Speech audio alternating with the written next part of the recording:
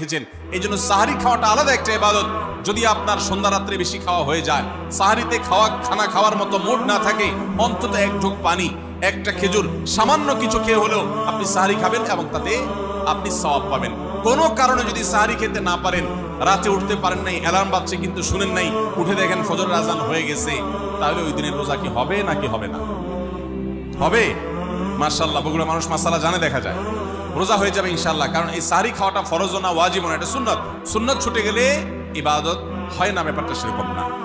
5 নম্বর আমল হলো, সাহারি তো খাবো ঠিক আছে, কিন্তু সেটা শেষ সময়ে খাওয়া, দেরিতে খাওয়া। সাহারি কি আগে খাবেন না শেষের দিকে খাবেন?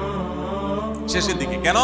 কারণ নবী করিম সাল্লাল্লাহু আলাইহি সাল্লাম বলেছেন, লা ইয়াজালুন নাসু বিখাইরিন মা আজ্জাল ফুতুরা ওয়া আখারুস সাহুর। এই উম্মত, মুসলিম জাতি ততদিন পর্যন্ত কল্যাণের উপর প্রতিষ্ঠিত থাকবে, তারা কল্যাণকে স্পর্শ করতে পারবে যতদিন পর্যন্ত তারা